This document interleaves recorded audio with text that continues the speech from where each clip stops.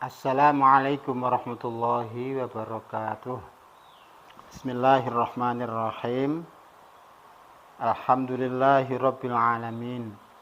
Allahumma salli ala sayyidina Muhammad wa ala ali sayyidina Muhammad wa barik wa sallim ajma'in.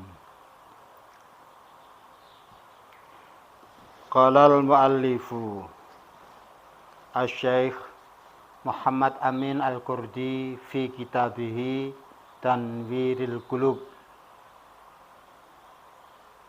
Penyusun yang bernama Syekh Muhammad Amin Al-Qurdi berkata di dalam kitabnya Tanwirul Qulub, nafa'anallahu bi'ulumihi amin. Bismillahirrahmanirrahim. Fa'ammal wajibatu, mongko anapun utawi sifat wajib, lahu ta'ala kedue Allah ta'ala, hiya al-wajibah iku al-wujudu, sifat wujud, wal kidamu lan sifat dingin. Maka adapun sifat wajib bagi Allah Ta'ala adalah sifat wujud. Jadi Allah itu maha ada.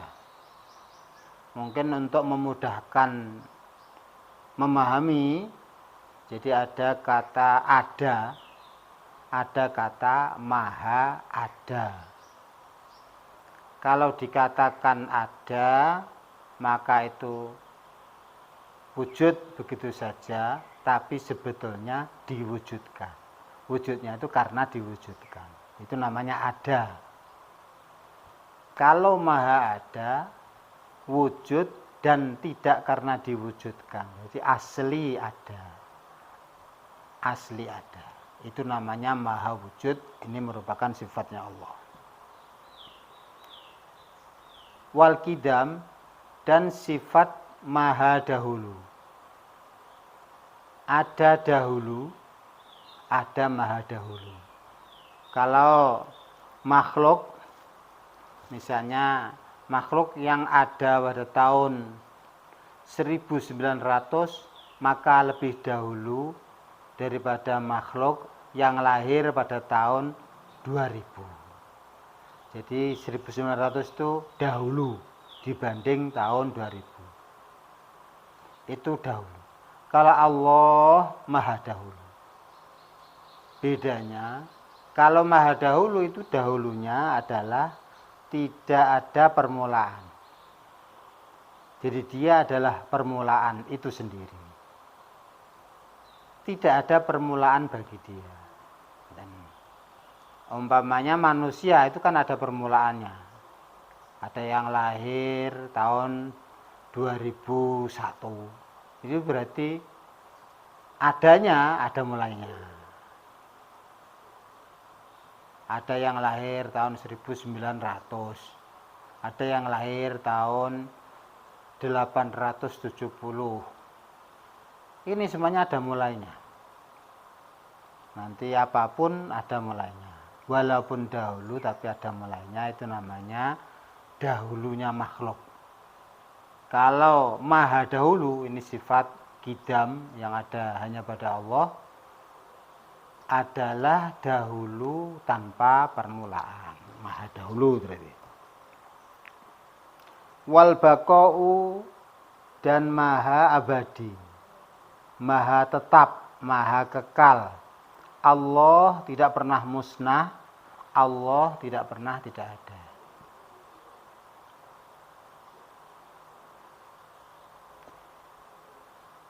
Ini kalau kita terangkan, antara lain kita terangkan dengan cara begini, dengan penjelasan begini.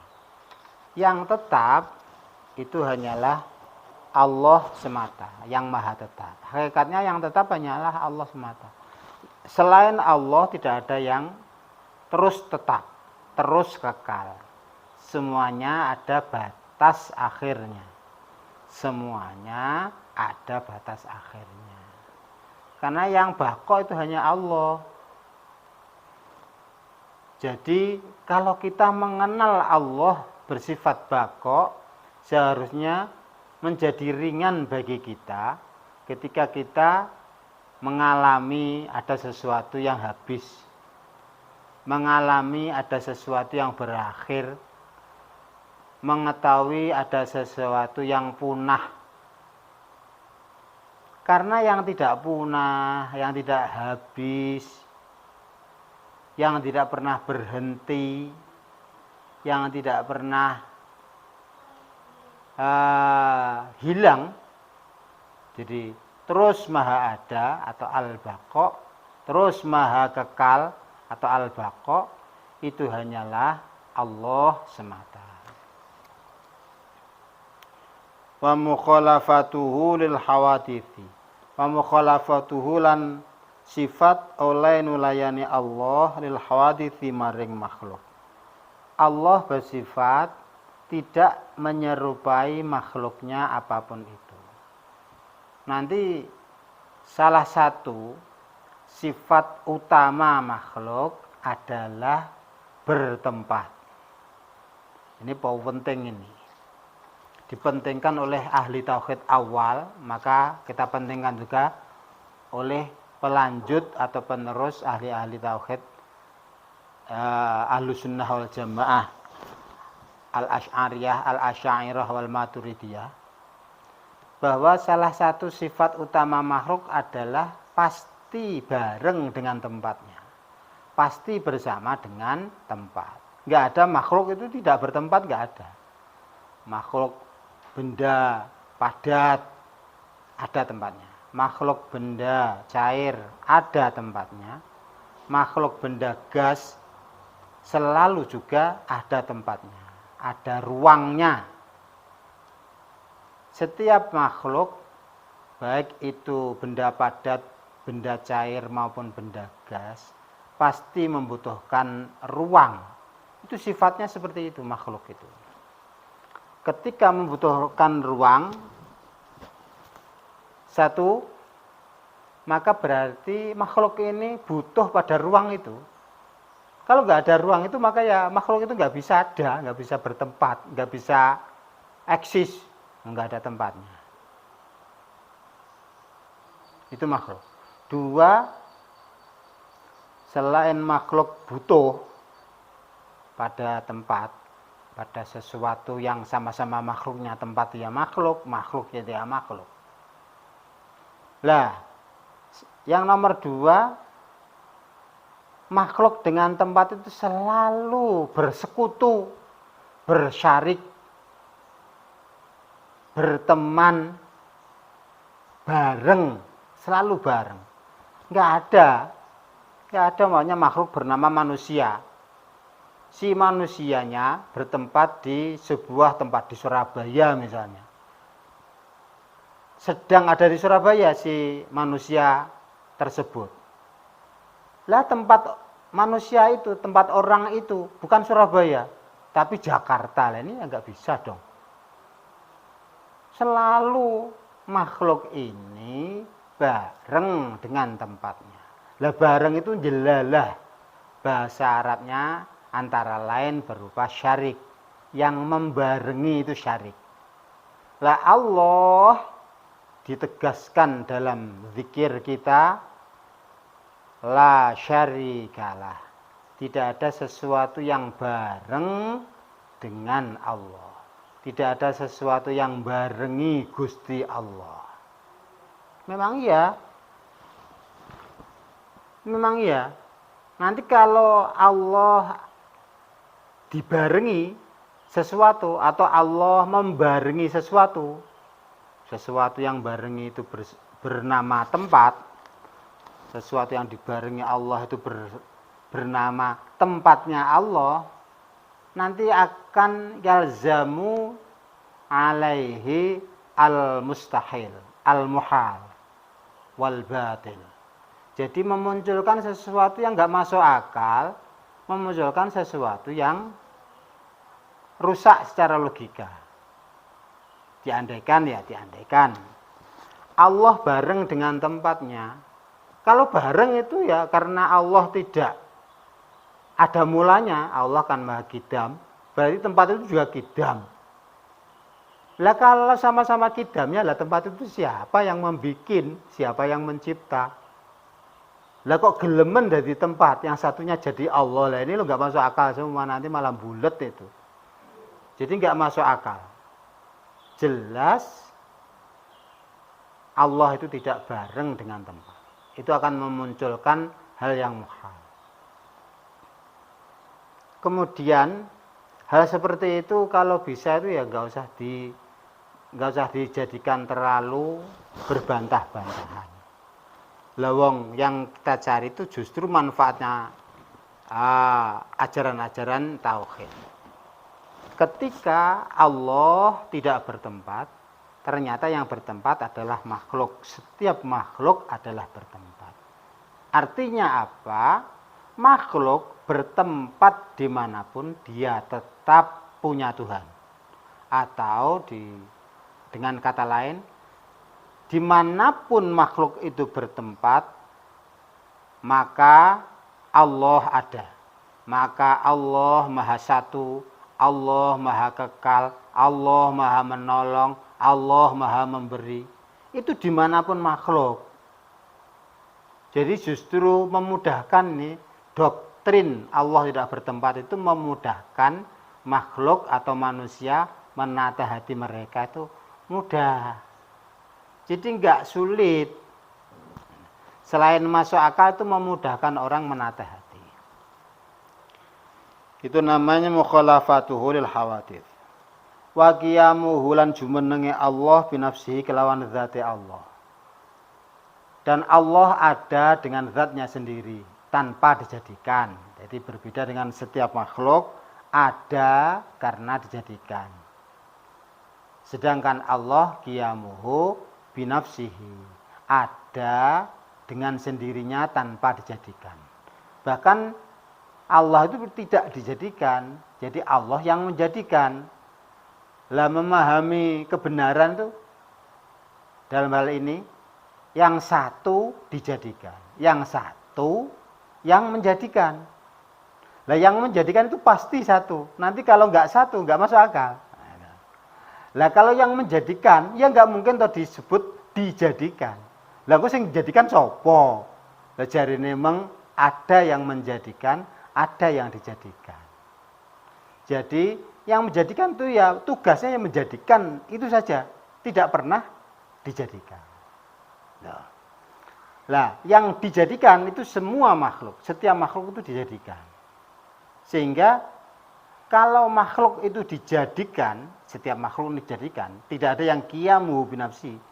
Setiap makhluk dijadikan oleh Allah, maka makhluk nanti semakin menyadari bahwa makhluk itu adalah dijadikan, maka dia akan semakin bijaksana, semakin bahagia, semakin mudah menata kehidupan. Itu. Wal wahdaniyatu lan sifat moho siji. Siji ini bukan satu angka, itu bukan, tapi maha tanpa sekutu. Maha satu, bukan satu saja. Sebab satu itu bisa dibagi. Satu bisa dibagi, misalnya dibagi dua menjadi setengah-setengah. Allah tidak ada setengahnya. Allah tidak ada sepertiganya. Jadi Allah tidak pernah terbagi. Allah Maha Satu itu bukan satu. Kalau satu itu kan makhluk. Contohnya matahari.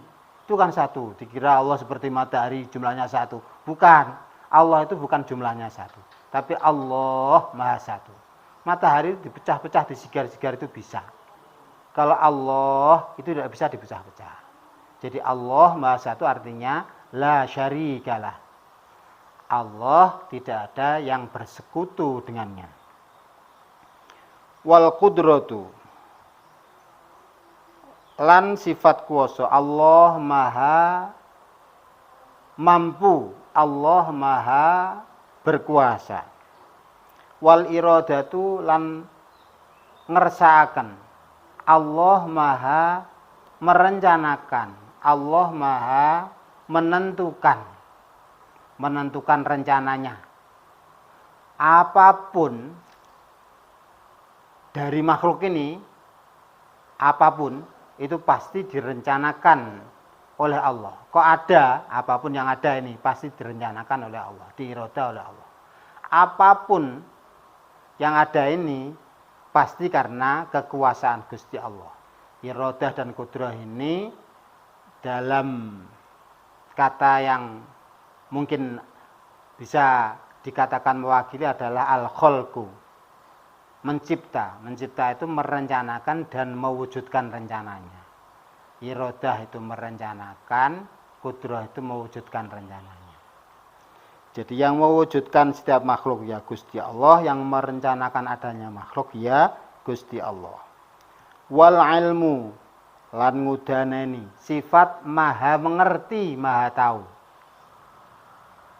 Ketika kita mengajarkan ilmu tauhid bahwa Allah maha tahu, maka seharusnya orang yang menyadari Allah lah yang maha tahu, dia tidak akan pernah sombong. Karena selain Allah itu enggak ada yang maha tahu. Selain Allah itu tahu karena diberi tahu oleh Allah. Berilmu karena diberi ilmu oleh Allah. Kalau Allah loh, yang benar-benar hebat, yang benar-benar agung adalah Allah semata. Karena Allah tahu, asli Allah maha tahu. Itu namanya maha tahu. Sehingga terus apa yang disombongkan? Kalau orang tahu, tapi taunya itu enggak asli. Taunya karena oleh Allah dijadikan tahu.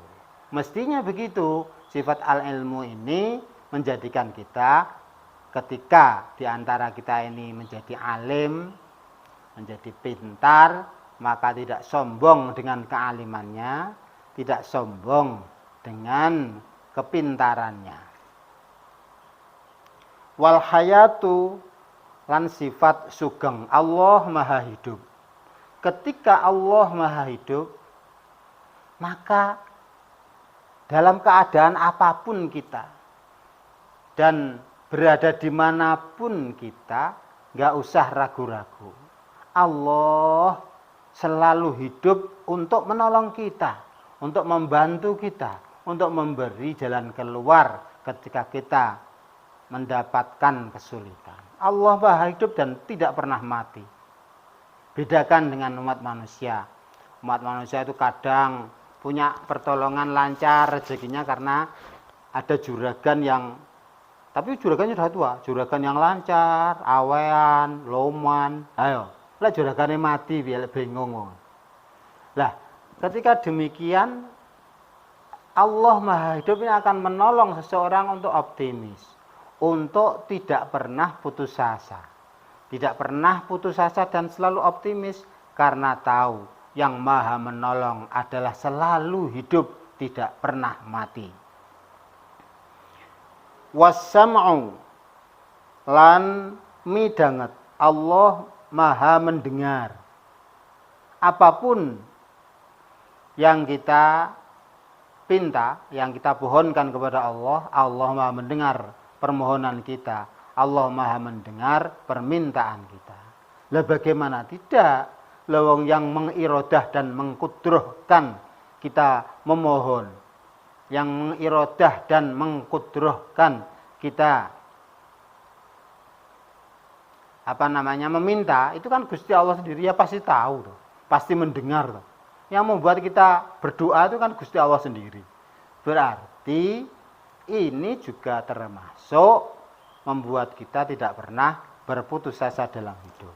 Toh Allah selalu maha mendengar akan permintaan kita, akan permohonan kita. Wal basoru lan moho ningali, Allah maha melihat. Kita enggak usah ragu-ragu. Ketika kita berbuat baik, baik itu dilihat oleh orang, ada yang melihat, ataupun enggak ada yang melihat, orang itu enggak ada yang melihat. Ketahuilah bahwa Allah maha melihat. Tenang. Allah melihat kebaikan kita. Enggak usah bingung ketika kebaikan itu nggak ada yang melihat, nggak ada yang menyaksikan. Nggak usah aras-arasan berbuat baik ketika perbuatan baik itu tidak ada yang melihat. Allah adalah maha melihat dan Allah selalu membalas kebaikan-kebaikan. Nah begitu, itu namanya al-basar. Allah maha melihat. Wal kalamu lan dawuh lan ngendika, Allah maha berfirman. Allah maha berfirman. Jadi maka Allah memberikan petunjuk-petunjuk kepada setiap makhluknya berupa kitab suci. Allah memberikan dawuh-dawuh ketika menjadikan. Allah selalu menggunakan dawuh ketika menjadikan setiap makhluknya. Jadi Allah maha berfirman. Allah maha berfirman ini tidak serupa dengan manusia berkata. Nanti kalau serupa ya bingung lagi nanti. Ini enggak serupa. Allah itu mukhalafatun lil hawaditsi. Jadi Allah maha berfirman, bukan berbicara, tapi maha berbicara atau maha berfirman. Demikian, semoga banyak manfaatnya. Wallahu a'lam bissawab, wallahu muwaffiq ila aqwamit thoriq. Wassalamualaikum warahmatullahi wabarakatuh.